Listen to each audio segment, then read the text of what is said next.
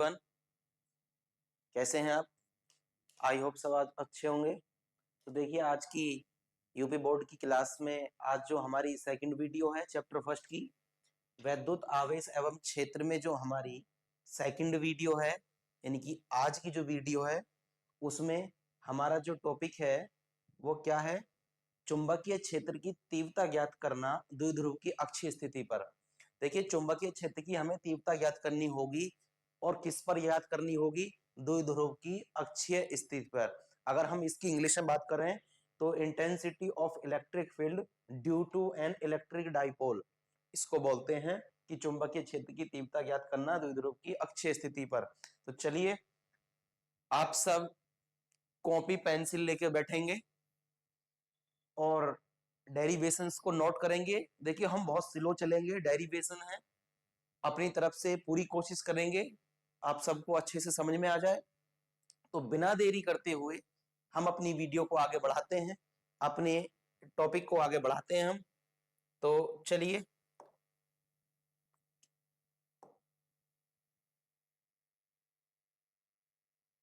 हमारी हेडिंग क्या है? वैद्युत क्षेत्र की तीव्रता ज्ञात करना। हमारी हेडिंग है वैद्युत क्षेत्र की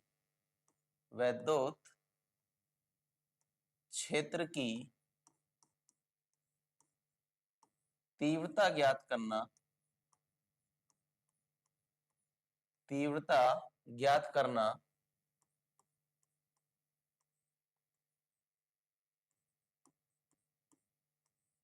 द्विध्रुव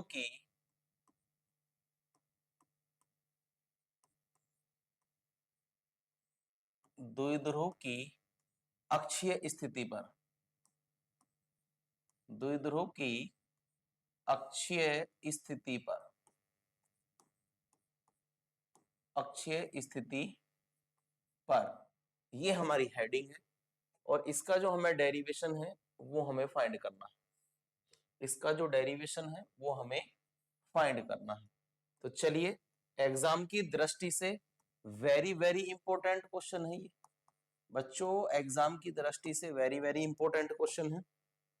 तो चलिए बिना देरी करते हुए हम इसको आगे बढ़ाते हैं। देखिए सबसे पहले हम इस डेरिवेशन को करने के लिए हम अपने एक डायग्राम से समझेंगे इस टॉपिक को। डायग्राम यानी कि चित्र पर हमें फोकस करना होगा। मान लीजिए कि यहां कोई पॉइंट है और इस पर हमारा ऋणात्मक आवेश है, हमारा नेगेटिव चार्ज है, और इस नेगेटिव चार्ज से कुछ डिस्टेंस पर हमारा एक पॉजिटिव चार्ज है। अब नेगेटिव और पॉजिटिव आवेश का यानी कि ऋणात्मक और धनात्मक आवेश का एक मध्य बिंदु क्या होगा? ये होगा, मध्य बिंदु होगा। तो इसका मतलब है कि मध्य बिंदु से ऋणात्मक आवेश की दूरी कितनी होगी? आर। कितनी होगी? आर। और इस मध्य बिंदु से धनात्मक आवेश की दूरी कितनी होगी? ये भी आर हो गई। तो इसका मतलब है कि ऋणात्मक आवेश और धनात्मक आवेश की जो टोटल दूरी है वो कितनी हो गई? 2r हो गई। वो कितनी हो गई? 2r हो गई। वो कितनी हो चुकी? 2r हो चुकी। अब हमें क्या करना है इस 2r में? इसका मतलब है पॉजिटिव और नेगेटिव मध्य बिंदु दोनों को हम क्या कर दें? इन्हें मिला दें। ठीक है। अब यहां से क्या है? अब इस प्लस क्यू आवेश से कुछ दूरी पर, एक बिंदु P होगा। एक बिंदु क्या होगा? P होगा। इस बिंदु P पर हमें वैद्युत क्षेत्र की तीव्रता ज्ञात करनी होगी। अब हम मान सकते हैं कि इस इलेक्ट्रिक डाइपोल से जो टोटल इसकी लेंथ है वो कितनी है? इसकी सेंटर से वो कितनी है? L है। L है इसकी लेंथ। कितनी है? L है। अब हमें पता है कि जो इलेक्ट्रिक डाइपोल है इसकी इस सेंटर से जो डिस्टेंस होगी वो कितनी होगी? सेंटर से डिस्टेंस वो होगी r माइनस एल। वो कितनी होगी? r minus L. तो सेंटर से इलेक्ट्रिक डाइपोल की डिस्टेंस कितनी मानी है हमने? r minus L. तो इसका मतलब है कि नेगेटिव चार्ज जो हमारा ऋणात्मक आवेश है उसकी डिस्टेंस इलेक्ट्रिक डाइपोल से कितनी हो जाएगी? फिर r प्लस एल। कितनी हो जाएगी, R प्लस L। और बच्चों एक ध्यान रखना, हम एक बात और बताते हैं कि जो विद्युत द्विध्रुव होता है, क्या होता है, जो विद्युत द्विध्रुव होता है उसकी जो विद्युत द्विध्रुव में जो वैद्युत क्षेत्र की तीव्रता की दिशा होती है वो ऋणात्मक आवेश से धनात्मक की तरफ होती है, ऋणात्मक आवेश से धनात्मक की तरफ होती है। तो इसका मतलब है जो वैद्युत क्षेत्र की तीव्रता की जो दिशा होगी वो कैसी होगी, इलेक्ट्रिक डायपोल की तरफ होगी। ठीक है, इलेक्ट्रिक डायपोल की तरफ होगी। तो ये हमारा डायग्राम है। अब इस पॉइंट P पर हमें क्या करना है, वैद्युत क्षेत्र की तीव्रता ज्ञात करनी है, E की वैल्यू ज्ञात करनी है। तो चलिए E की वैल्यू, वैद्युत क्षेत्र की तीव्रता ज्ञात करने के लिए हम चलते हैं किस पर, न्यूटन के कूलाम के नियम पर। कूलाम का नियम क्या है, E इजकस to 1 upon 4 pi epsilon naught, 1 upon 4 pi epsilon not into हमारा क्या आएगा, Q upon R square, Q upon R square हमारा ये आएगा। अब हमें पता है कि यहां इसको हम इक्वेशन फर्स्ट मान लें, इसको इक्वेशन हम फर्स्ट मान लें। अब R की जगह, क्योंकि हम किसके लिए ले रहे हैं, हमारे पास दो पॉइंट होंगे, यहां पॉजिटिव चार्ज पर कैसा होगा हमारा, धनात्मक आवेश पर A और ऋणात्मक आवेश पर कैसा होगा हमारा B होगा। तो इसका मतलब हम जो वैद्युत क्षेत्र की तीव्रता निकालने हैं, हम निकालने हैं पहले E बिंदु के लिए, ए बिंदु पर हमारी जो वैद्युत क्षेत्र की तीव्रता E होगी, इस बिंदु के लिए हम इसको निकाल रहे हैं। तो चलिए क्या होगी, यहां से हम निकालते हैं, यहाँ R स्क्वायर है, लेकिन आपको R की वैल्यू कितनी दे रखी है धनात्मक आवेश के लिए, कितनी दे रखी है, R माइनस एल, धनात्मक आवेश के लिए दे रखी है आपको R माइनस एल। तो E A plus is equal to 1 upon 4 pi epsilon not into Q upon, हम आर की जगह क्या लिखेंगे, आर माइनस एल का whole square, R minus L का होल स्क्वायर, इसको हम इक्वेशन सेकंड दे देते हैं। ठीक है, इसी प्रकार हमें ऋणात्मक आवेश पर निकालना है। इसी प्रकार हम क्या लिखेंगे, इसी प्रकार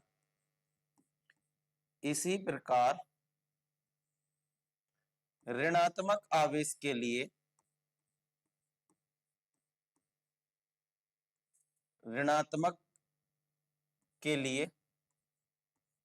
इसी प्रकार ऋणात्मक के लिए क्या होगा हमारा, इसी प्रकार ऋणात्मक के लिए हम कैसे निकालेंगे, ई बी बिंदु पर, तो बी कैसा है मेरा, नेगेटिव है, बी कैसा है मेरा यहाँ नेगेटिव है, ऋणात्मक आवेश है। तो E B is equal to 1 upon 4 pi epsilon not into Q upon R plus L का whole square, R plus L का होल स्क्वायर, इसको इक्वेशन दे देते हैं हम थर्ड, इसको इक्वेशन हम क्या दे देते हैं, थर्ड दे देते हैं। तो चलिए बिंदु द्विध्रुव के बिंदु P पर, द्विध्रुव के बिंदु P पर परिणामी वैद्युत क्षेत्र की तीव्रता, ये हमारा टॉपिक होगा, ये हमारा आगे का टर्म्स होगा। द्विध्रुव के बिंदु P पर, क्या बोला मैंने, द्विध्रुव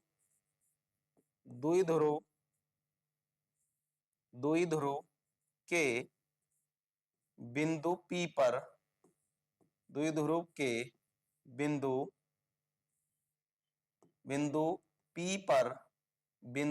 P पर, परिणामी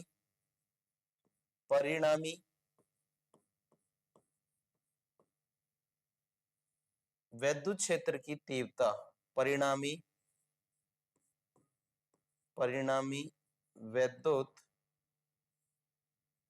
क्षेत्र की तीव्रता, वैद्युत क्षेत्र की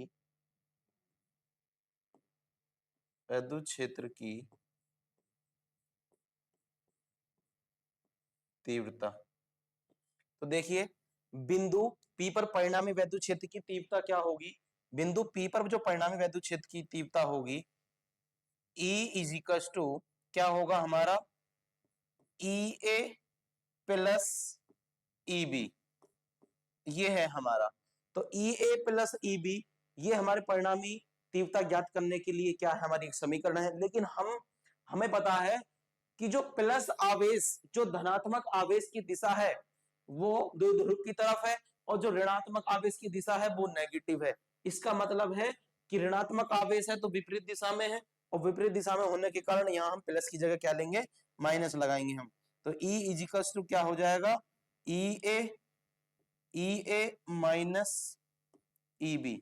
ये हमारी इक्वेशन कौन सी बनेगी, इक्वेशन बनेगी 4। ये हमारी इक्वेशन 4 हो गई। तो चलिए इक्वेशन 4, समीकरण 4 में समीकरण 2 व 3 से EA व EA के मान, EB के मान रखने पर समीकरण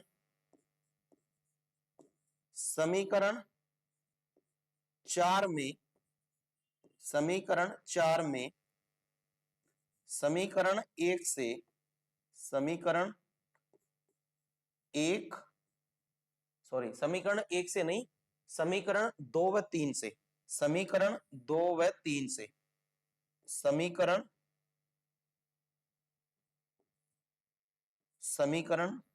2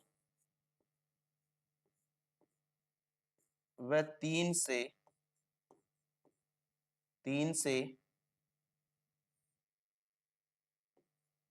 EA व EB के मान रखने पर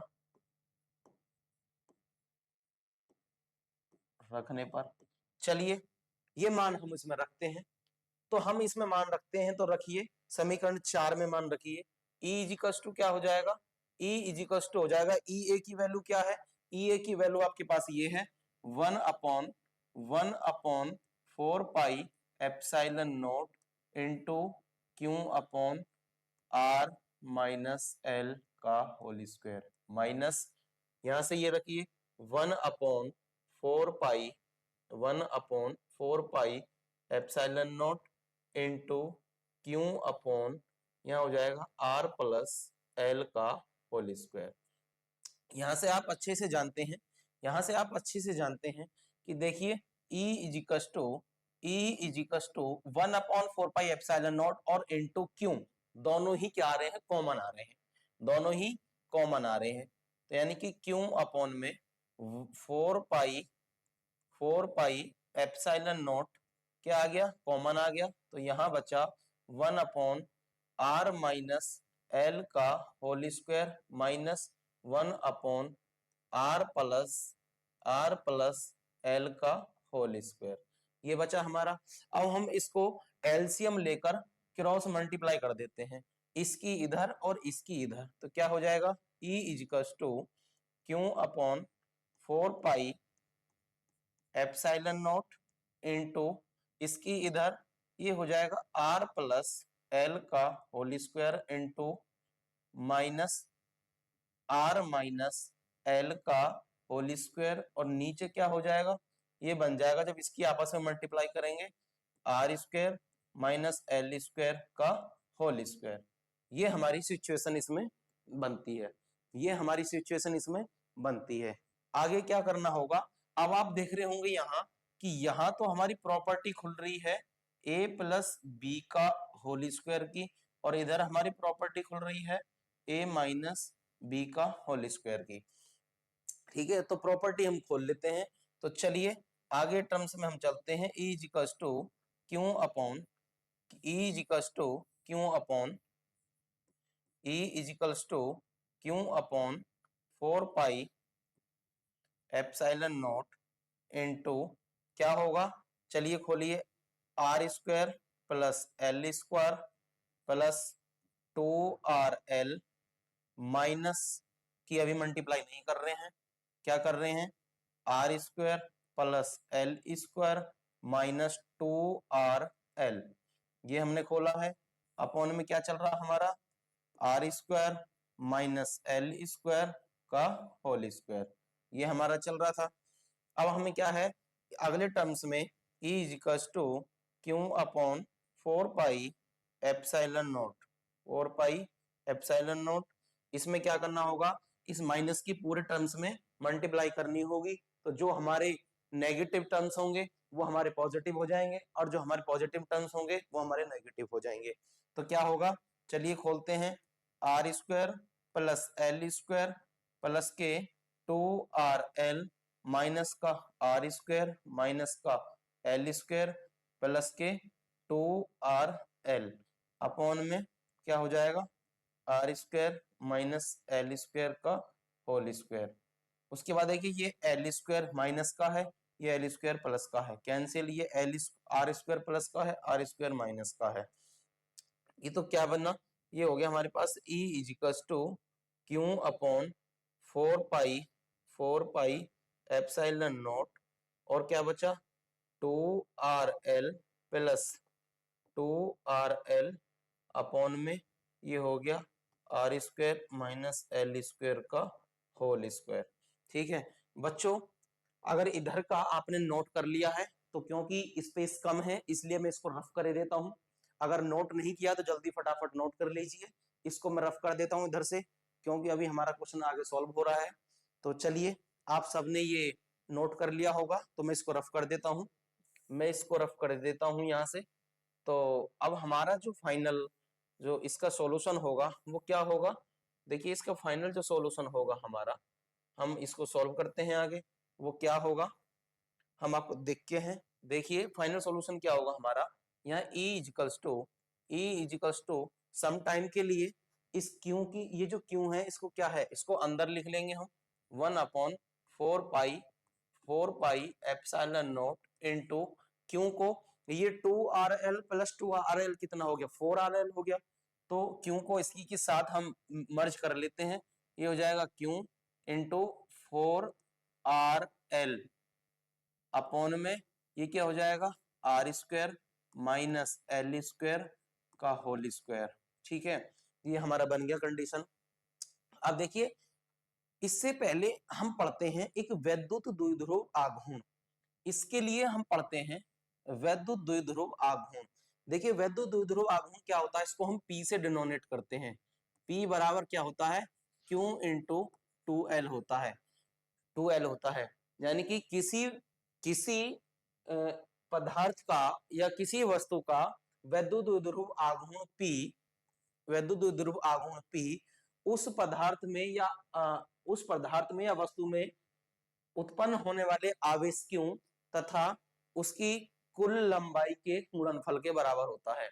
तो 2L क्या है, उसकी पदार्थ की वस्तु की लंबाई है, और Q क्या है, उसके अंदर उपस्थित आवेश है, उन दोनों का गुणनफल होता है वैद्युत द्विध्रुव के।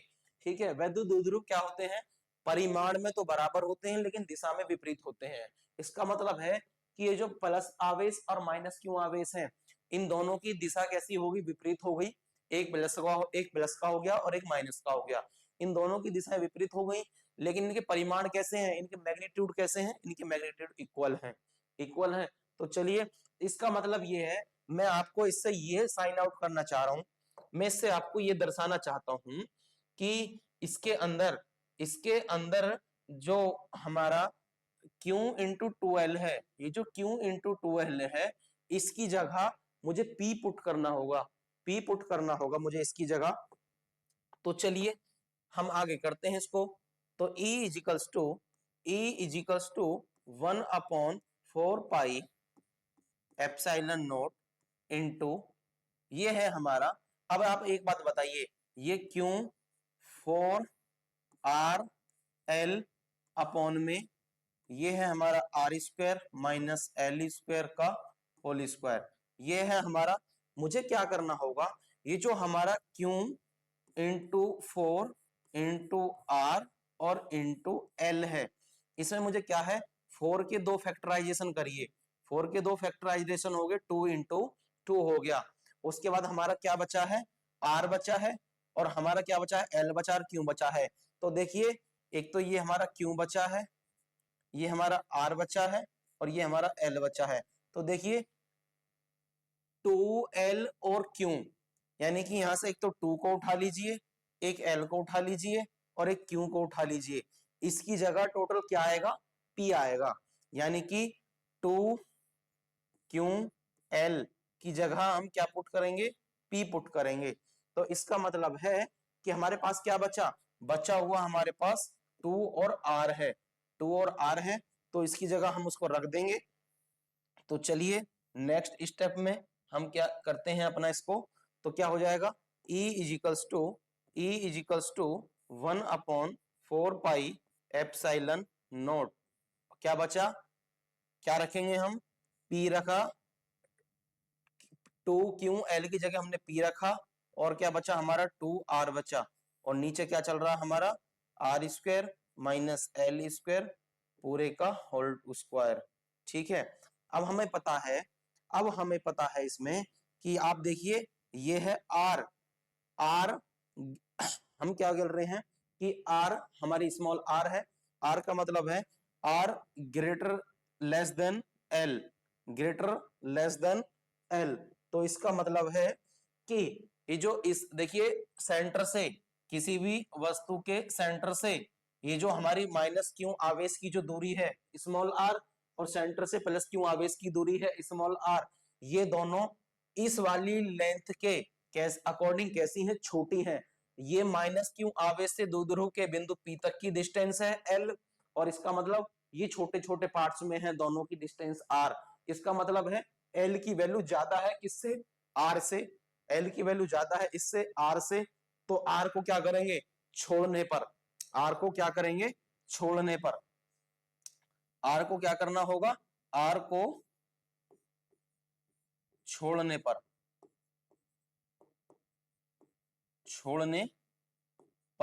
जब हम R को छोड़ देंगे तो इसका मतलब है R स्क्वायर को भी छोड़ देंगे, इसकी वैल्यू बहुत बहुत बड़ी होगी L स्क्वायर की R स्क्वायर के कंपेयर में।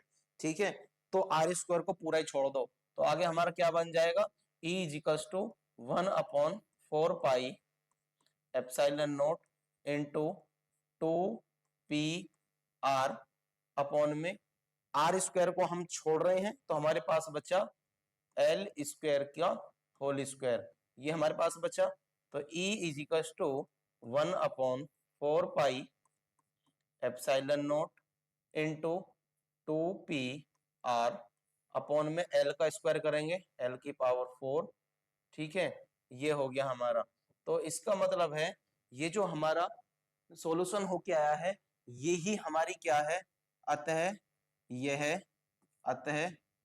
यह विद्युत क्षेत्र की तीव्रता का व्यंजक है, अतः यह विद्युत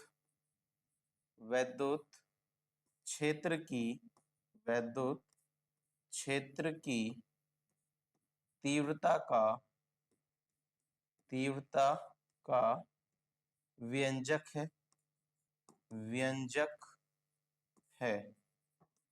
है, और यही हमें क्या करना था, सिद्ध करना था। तो आई होप बच्चों आप सबको अच्छे से समझ में आया होगा। आज की जो हमारी वीडियो थी चैप्टर फर्स्ट के चार्ज के टॉपिक पर, आज की हमारी वीडियो विद्युत क्षेत्र की तीव्रता ज्ञात करना द्विध्रुव की अक्षीय स्थिति पर, तो यही हमारी टॉपिक था और आज हमने इसको सिद्ध किया है। आई होप आप सबको अच्छे से समझ में आया होगा। इसका जो अगला कंटेंट होगा, अगली जो हमारी हेडिंग होगी वो कल की वीडियो में होगी। आप कंटिन्यू हमारे चैनल पर, नॉलेज की स्टोन पर आप हमारे चैनल पर बने रहें।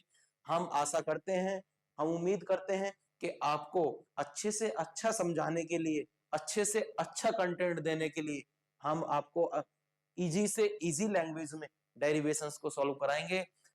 मैं उम्मीद करता हूं कि जितना मेरा एक्सपीरियंस है उसके अकॉर्डिंग यदि यूपी बोर्ड वाले बच्चे सब इसके अकॉर्डिंग पढ़ते हैं, इसके अकॉर्डिंग हमारे चैनल के अकॉर्डिंग यदि तैयारी करते हैं, तो मैं ये 95% कह सकता हूं कि फिजिक्स में 80 से 85 मार्क्स आराम से ला सकते हैं।